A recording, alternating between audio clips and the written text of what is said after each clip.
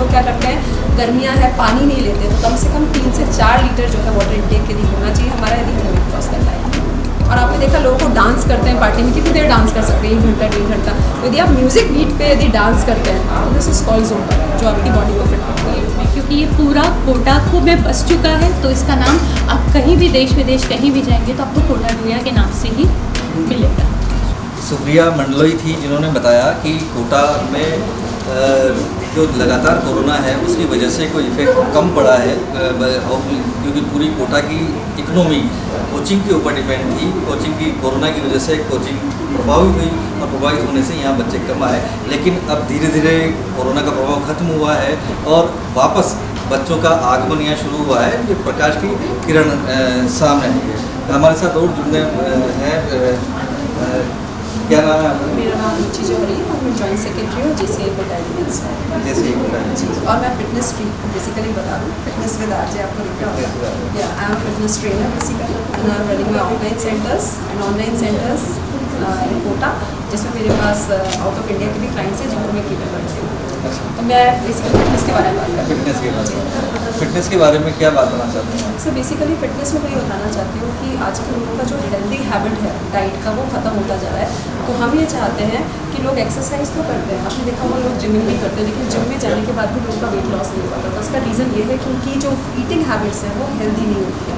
तो बेसिकली यदि आपको फिट रहना है तो आपका 80% डाइट और 20% एक्सरसाइज मैटर करती है। कितने लोग हैं जो रोज़ जिम जाते हैं और वहाँ पे कितनी कैलोरी बर्न करते हैं, लेकिन फिर भी उनका वेट लॉस नहीं होता। तो इसका रीज़न ये है कि वो हेल्दी ईटिंग हैबिट्स को फॉलो नहीं करते हैं। क्योंकि अभी जैसे आप कोटा कचौड़ी के बारे में बात कर रहे हैं, कोटा का व्यक्ति तो कचौड़ी तो नाश्ते में उसको खानी है, नॉर्थ इंडिया है तो पराठे खाने हैं, तो भर भर के पिज़्ज़ा बर्गर पराठे खाएगा तो वजन कैसे कम होगा। तो इसलिए यदि आपको फिट रहना है, फिट रहना है तो हेल्दी ईटिंग हैबिट्स डालिए।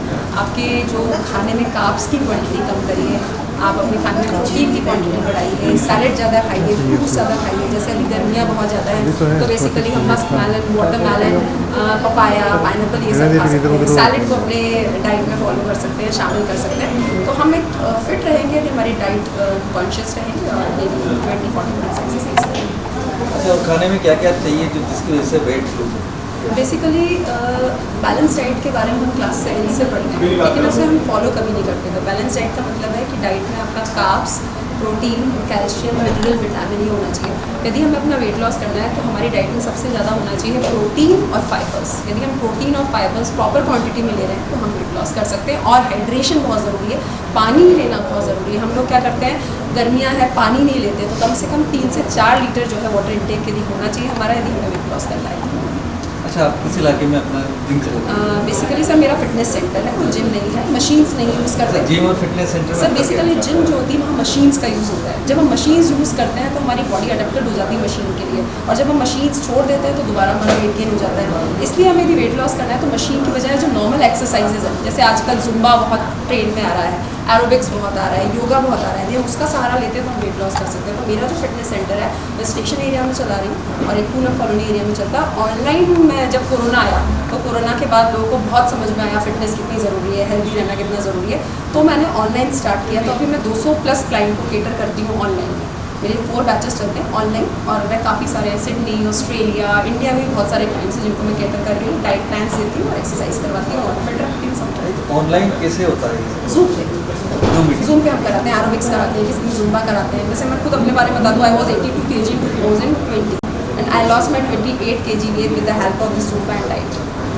जुम्बा के बारे में बताएंगे? जुम्बा बेसिकली एक अमेरिकन डांस है जिसमें हम म्यूज़िक के साथ एक्सरसाइजेस करते हैं। आपने देखा होगा चाइना, अमेरिका के लोग बिल्कुल पतले दुबले होते हैं, क्यों? क्योंकि वो प्रोटीन इंटेक उनका बहुत ज़्यादा होता है और दूसरा एक्सरसाइजेस बहुत ज़्यादा करते हैं। आप नॉर्मल एक्सरसाइज करेंगे तो आप 10 से 15 मिनट करेंगे, बोर हो जाएंगे। और आपने देखा लोगों को डांस करते हैं पार्टी में, कितनी देर डांस कर सकते हैं, 1 घंटा 1.5 घंटा। तो यदि आप म्यूज़िक बीट पे यदि डांस करते हैं तो दिस इज कॉल्ड ज़ुम्बा, जो आपकी बॉडी को फिट करता है।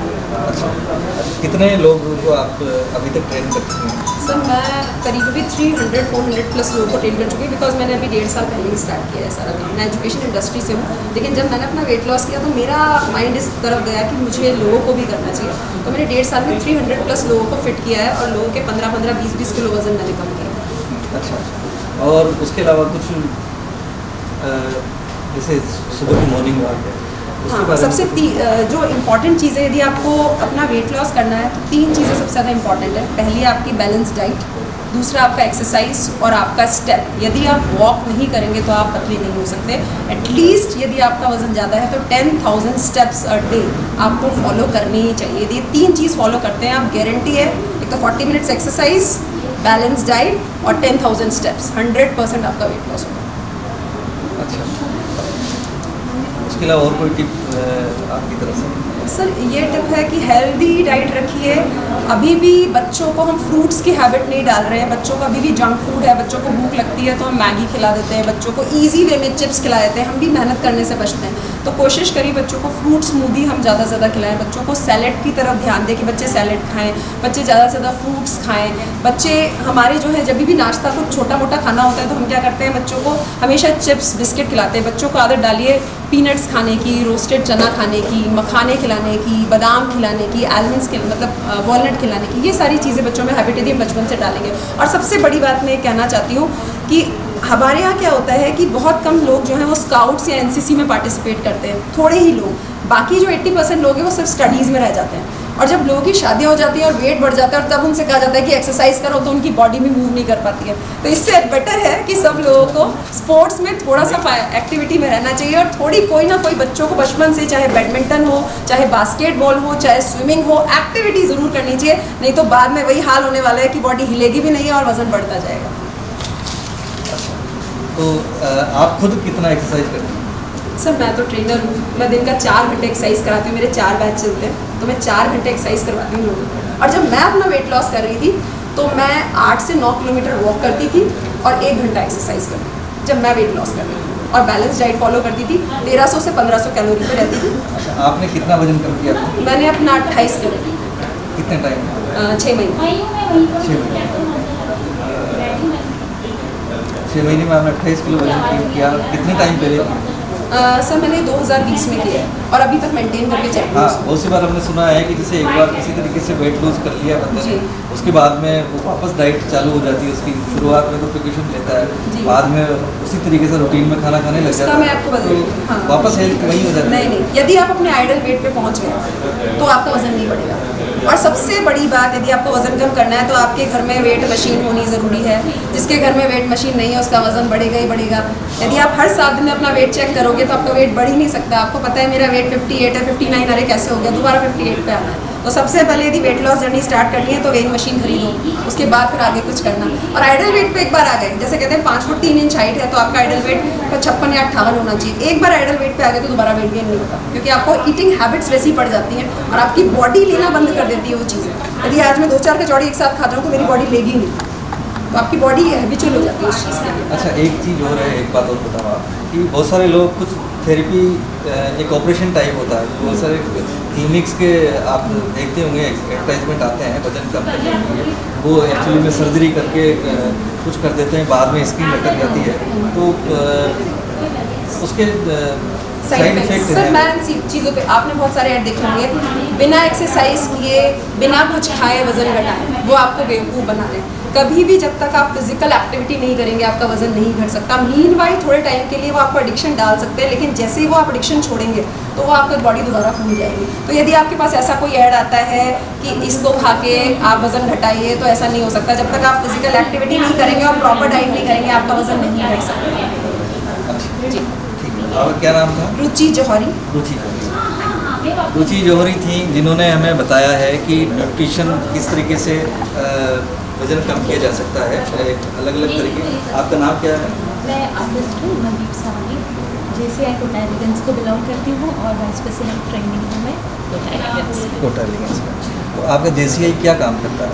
JCI कोटा एलिगेंस एक NGO कहने के लिए एक NGO है, पर ये चैरिटी के साथ में काफ़ी सारी और एक्टिविटीज़ भी करता है। जैसे ट्रेनिंग मेन पार्ट है JCI का, ये लोगों को ग्रूम करता है। और हमारे कोटा इटसेल्फ में ही आप काउंट करें तो 13 चैप्टर्स हैं JCI के अलग अलग। जैसे हम लोगों का लेडीज़ चैप्टर है और कपल चैप्टर्स भी हैं और टीनेजर के चैप्टर्स भी हैं और भी कई सारे चैप्टर्स हैं जो अपने अपने लेवल पे काम कर रहे हैं। और सबके प्रोटोकॉल्स हैं, JCI के बेसिक प्रोटोकॉल्स हैं जिस पर हम लोग वर्क करते हैं। इंटरनेशनल लेवल पर है ये हमारा जो NGO है, तो हम लोगों के सब ऊपर से आते हैं और ट्रेनिंग्स में हम जोन से लेकर सबसे पहले स्पीच क्राफ्ट होता है जिसमें हम बोलना सीख पाते हैं और उसके बाद में हम इसको स्टेप बाय स्टेप जब आगे बढ़ते हैं तो हम जोन लेवल के ट्रेनर बनते हैं, नेशनल लेवल के ट्रेनर बनते हैं और उसके आगे जा कर के हम इंटरनेशनल लेवल के ट्रेनर और ऑथर भी बनते हैं। तो बेसिकली JCI का काम है यहाँ के समाज को, यहाँ के लोगों को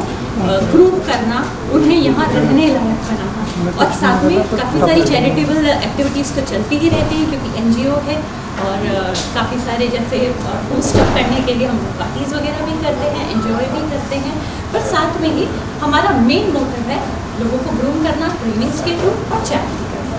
तो ये तो बात हुई JCI कोटा एलिगेंस की। मैं बेसिकली एक आर्टिस्ट हूँ और मैं हैंड पेंटिंग्स करती हूँ, कैनवस पे पेंटिंग करती हूँ, फैब्रिक्स पे करती हूँ और काफ़ी सालों से कर रही हूँ। कपड़ों पर पेंटिंग्स, बेडशीट्स हो गए, आपके सूट्स हो गए, साड़ीज़ हो गई।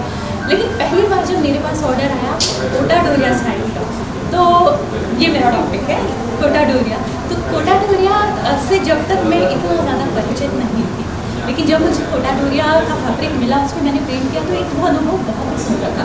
एक अलग ही हैंडलूम पे काम करना, एक अलग ही मतलब फ्लो होता था कपड़े पर कलर्स का और फिनिशेस का, तो मुझे बहुत ही कॉन्फिडेंट और बहुत ही अच्छा फील हुआ। फिर मैं धीरे धीरे करके, मुझे नहीं पता था कि कोटा डोरिया की पहली साड़ी मुझे कहाँ तक लेकर जाने वाली, मैं कोटा डोरिया से इतना ज़्यादा जुड़ जाऊँगी ये मुझे यकीन नहीं था। तो कोटा डोरिया के साथ आज मैं प्राउड के साथ कह सकती हूँ, मैं WICCI जो कि वर्ल्ड का जो इंटरनेशनल कॉमर्स चैम्बर है, वहाँ से जो स्टेट लेवल पे NGOs हैं, उसमें मैं Rajasthan handloom council of India की मेंबर हूँ और हम लोगों का मेन उत्तरदायित्व यही है, हमारा मेन जो है प्रिंसिपल यही है कि हमें कोटा डोरिया को नेशनली और इंटरनेशनली प्रमोट करना। तो हम उसी लेवल पर काम कर रहे हैं, हम वीवर्स के साथ वर्क करते हैं और फिर एम्बेलिशमेंट करते हैं। कोटा डोरिया मटेरियल बन गया, वीवर्स के थ्रू मटेरियल है, लेकिन उसके बाद में हम उसके ऊपर ब्लॉक प्रिंटिंग करते हैं, हैंड पेंटिंग करते हैं, बटिंग करवाते हैं, स्क्रीन प्रिंटिंग होती है, एप्लिक और पैचवर्क वगैरह भी होता है। तो काफ़ी सारी चीज़ों से सच करके कोटा डोरिया जो है वो बाहर के मार्केट में जाता है और बाहर के मार्केट में इसकी बहुत ज़्यादा सराहना है, बहुत अप्रिशिएट करते हैं लोग यहाँ पर। तो थोड़ा सा बताना चाहूँगी कोटा डोरिया के बारे में। कोटा डोरिया बनता है कॉटन और सिल्क के फैब्रिक से, फाइबर से।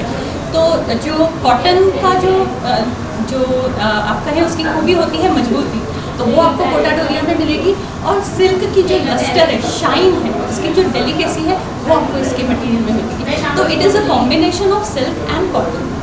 और जो इसका जो वीव होता है वो चौकोर में होता है, आपने सुना होगा कोटा चेक्स, तो ये इसका जो वीव है वो चेक्स फॉर्म में होता है और इसी वजह से जो उसका फील है बहुत लाइट वेट है, बहुत ही ज़्यादा लाइट वेट। तो जो ये चेक फीलिंग है ये खाट भी कहलाती है, यहाँ पर हम खाट बनाते हैं उसका। और इसके अलावा जो कोटा डोरिया मटेरियल है कॉटन सिल्क के अलावा इसमें गोल्डन और सिल्वर जरी का भी इस्तेमाल किया जाता है बॉर्डर और बूटी बनाने के लिए, जो कि इसको बुनाई के दौरान ही बहुत खूबसूरत बना देती है। और इसे ज़्यादातर लोग जो कि समुद्र के किनारे रहते हैं वो लोग प्रेफर करते हैं। हमारी मार्केट वहाँ की साइड ज़्यादा है, जैसे कि हैदराबाद हो गया, बेंगलोर हो गया, बॉम्बे हो गया। यहाँ पर लोग, क्योंकि ह्यूमिड मौसम है, वहाँ का क्लाइमेट काफ़ी ऐसा है, तो लोगों को खुलापन और जो लाइट वेट और जो लाइटनेस और स्मूथ टच होता है कोटा डोरिया का हैंडलूम होने का, क्योंकि हाथ करने से बनती है, तो वो लोगों को बहुत पसंद आता है, बहुत अप्रील होता है। और एक हैरानी की बात आपको बताना चाहूँगी कोटा डोरिया के बारे में कि कोटा डोरिया का इतिहास यदि आप देखें तो बेसिकली कोटा डोरिया की उत्पत्ति कोटा में नहीं हुई, कोटा डोरिया की उत्पत्ति हुई थी मैसूर में, जो कि कर्नाटक में, और तभी मसूरिया कहलाता था। और 17वीं सेंचुरी में जब मुग़ल डायनेस्टी थी तो मुग़ल के जो सेनापति थे राव कृष्ण सिंह, वो वहाँ के बुनकरों को, वीवर्स को राजस्थान में लेकर आए और कोटा में उनको कैथून नामक जगह पर उनको सेटल किया। उसके बाद में ये बुनकर सब वहीं पर रच बस गए और तब से मसूरिया से नाम पड़ा कोटा, और मसूर का जो मिक्सचर बना था वो था कोटा मसूरिया। लेकिन आज की डेट में क्योंकि ये पूरा कोटा को में बस चुका है, तो इसका नाम आप कहीं भी देश विदेश कहीं भी जाएंगे तो आपको कोटा डोरिया के नाम से ही मिलेगा। मैं आपके साथ हूँ, अभी आप यहीं रुकिए। अभी फ़िलहाल जो कैमरे का है, अभी हमें शुरुआत हुई थी, अभी 1:30 बज चुके हैं। आप देख सकते हैं 1:30 हो रहे हैं, है ना? 1:30 हो रहे हैं। अब जिस तरीके से आप कोटा डोरिया के बारे में बता रही थी, कोटा डोरिया में आपने काफ़ी काम किया है। तो कोटा डोरिया लोग पहनना कितना पसंद करते हैं? गर्मियों के मौसम में लोग बहुत ज़्यादा पसंद करते हैं, क्योंकि ये पूरा समर फैब्रिक है, समर फ्रेंडली फैब्रिक है, समर फ्रेंडली फैब्रिक है और काफ़ी लाइट वेट है। इसकी सबसे बड़ी बात कॉटन होने की वजह से ये गर्मियों में बहुत खुला खुला फील देता है और इसकी जो वीव है वो चेकर्ड वीव है और काफ़ी स्मूथ इसका लस्टर होता है। तो लोग इसे नेशनली ही नहीं इंटरनेशनली लोग इसे बहुत ज़्यादा अप्रिशिएट कर रहे हैं। हमारा मटेरियल फ्रांस जाता है, पेरिस में जाता है, इसके अलावा यूरोप में। पहनना कितना पसंद करते हैं? गर्मियों के मौसम में लोग बहुत ज़्यादा पसंद करते हैं, क्योंकि ये पूरा समर फैब्रिक है, समर फ्रेंडली फैब्रिक है, समर फ्रेंडली फैब्रिक है और काफ़ी लाइट वेट है। इसकी सबसे बड़ी बात कॉटन होने की वजह से ये गर्मियों में बहुत खुला खुला फील देता है और इसकी जो वीव है वो चेकर्ड वीव है और काफ़ी स्मूथ इसका लस्टर होता है। तो लोग इसे और नेशनली ही नहीं इंटरनेशनली लोग इसे बहुत ज़्यादा अप्रिशिएट कर रहे हैं। हमारा मटेरियल फ्रांस जाता है, पेरिस में जाता है, इसके अलावा यूरोप में भी जाता है, इजिप्ट में भी जाता है। और हम अपनी जो एम्बेलिशमेंट्स करते हैं, जैसे हैंड पेंटिंग्स वगैरह करते हैं, तो हम सारी स्टोरी लाइन्स उसमें पुट करते हैं। जैसे इजिप्ट जाता है तो हम वहाँ के मोटिव्स उसमें पेंट करते हैं, फ्रांस जाता है तो अभी हमने लिटिल अगर आपने सुना हो फ्रांस पेरिस में एक बहुत सारी फेमस स्टोरी है लिटिल प्रिंस, तो हमने वो पूरी स्टोरी का थीम लाइन बनाया था दुपट्टों पर, तो वो चीज़ वहाँ पर गई है और काफ़ी अप्रिशिएट की है। इसके अलावा हम फोक आर्ट पे भी काम करते हैं, मधुबनी, कलमकारी, गोंद आर्ट हो गया आपका और पट्टचित्र हो गया, ये सब पे भी हम वर्क कर रहे हैं। एंड मतलब मुझे तो लगता है कि इंडिया का जो हमारा कल्चर है, जो इतना रिच कल्चर है, कोटा डोरिया के थ्रू बहुत सारे वेरिएशंस में बाहर जा रहा है। And I am really feeling very proud कि आज मैं कोटा डोरिया के बारे में बता रही हूँ। जब मुझे पहला दुपट्टा या पहला साड़ी मैंने बनाया था तो मुझे नहीं पता था कि कोटा डोरिया इस लेवल पर, कोटा डोरिया के थ्रू मैं इस लेवल पर भी आ जाऊँ। अच्छा, तो कोटा डोरिया की क्या समस्याएं हैं? क्या समस्याएं हैं? वीवर्स को होती है थोड़ी बहुत समस्या, क्योंकि वो जितनी मेहनत से बनता है, आज कोटा डोरिया की एक साड़ी को बनने में कम से कम 2 महीना लगता है और पावर लूम्स आ जाने के कारण ये जो है लोगों को समझ नहीं आता है कि ओरिजिनल कौन सा है और आर्टिफिशियल कौन सा है। बेसिकली ये बात भी बहुत हैरान करने वाली है कि जो आर्टिफिशियल कोटा डोरिया है वो कोटा में नहीं बनता, यहाँ सिर्फ हैंडलूम ही बनता है। आर्टिफिशियल कोटा डोरिया हमारा जो है, जो नॉर्मल पावर लूम पे हम लोग मार्केट से परचेज कर रहे हैं, वो सस्ता होता है और ये आता है कैलकाटा और वाराणसी से। और वीवर्स को इसी वजह से परेशानी होती है, क्योंकि जब वो हथकरघे से बनाते हैं काफ़ी महंगा होता है और उनको वो कीमत नहीं मिल पाती, क्योंकि नॉर्मली लोग इतना सारा इन्वेस्ट नहीं करना चाहते कि इतना महंगा खरीदें फिर हम उसको स्टिच करवाएं। लेकिन एक बार जो वैल्यू समझ जाता है उसकी, वो फिर परफेक्टली हैंडलूम की तरफ ही जाता है। कोटा डोरिया के विकास के लिए सरकार से कुछ जी हाँ, अपेक्षाएं हैं और काफ़ी हेल्प भी मिली है हमें सरकार से। ये जो हम लोगों का NGO है, Rajasthan handloom council of India, हम लोग इसमें वीवर्स को भी प्रमोट कर रहे हैं और जब हम यहाँ से मटेरियल लेकर के जाते हैं बाहर, तो वीवर्स के नाम को भी प्रमोट किया जाता है और कई बार तो वीवर्स को लेकर भी जाया जाता है वहाँ पर। उसके अलावा इनको रहने की व्यवस्था, इनके प्रॉपर जो वर्कशॉप्स इनको चाहिए होती हैं उसकी व्यवस्था करवाई जा रही है। यहीं पर ही कोटा कैथून में ही एक विक्टोरिया मैम होते हैं, वो पूरी तरह से सारे वीवर्स के साथ मिल करके, यही उनका एकमात्र काम है कि उनको वीवर्स को किसी तरीके से प्रमोट करना है। वो जो मेहनत करते हैं उसको मीडिया के थ्रू बाहर भेजते हैं, बाहर दिखाते हैं, लोगों को बताते हैं कि इस हिसाब से काम होता है। उसी सेम NGO को हम बिलोंग करते हैं और हम लोगों का भी यही काम है। हम लोग करीब दो महीने में हम लोग पूरा कैथून विज़िट करते हैं और भी जहाँ जहाँ वीविंग होती है उन जगह पर भी राजस्थान में हम विज़िट करते हैं, पर बेसिकली कैथून में सबसे ज़्यादा वीविंग होती है। और पावर लूम में क्या होता है कि 20-25 साड़ियाँ एक दिन में उतर जाती हैं मशीन पे से, तो उसकी वजह से थोड़ी सी दिक्कत आती है, क्योंकि हर कोई चाहता है कि हम सस्ता पहन लें और नाम बाहर जाकर के कोटा डोरिया हो जाता है। तो लोग एक्चुअली क्या है उस चीज़ को समझ नहीं पाते हैं कि ओरिजिनल कंफ्यूज हो जाते हैं कि ओरिजिनल कौन सा है और अपना आर्टिफिशियल कोटा डोरिया कौन सा है। बस एक ये सबसे बड़ी दिक्कत आती है। उसके अलावा तो सरकार की तरफ से भी हमें काफ़ी सारे चीज़ें और काफ़ी सारी फैसिलिटीज़ मिल रही हैं और हम लोग भी काम कर रहे हैं कोटा डोरिया के लिए। तो आई होप कि कोटा डोरिया जल्द से जल्द और भी फेमस हो बाहर।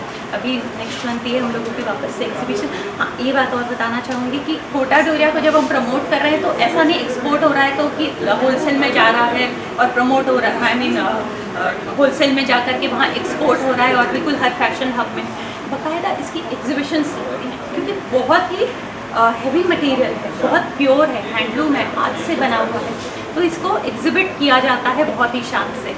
और आज कोटा डोरिया वाकई में इंडिया की शान बढ़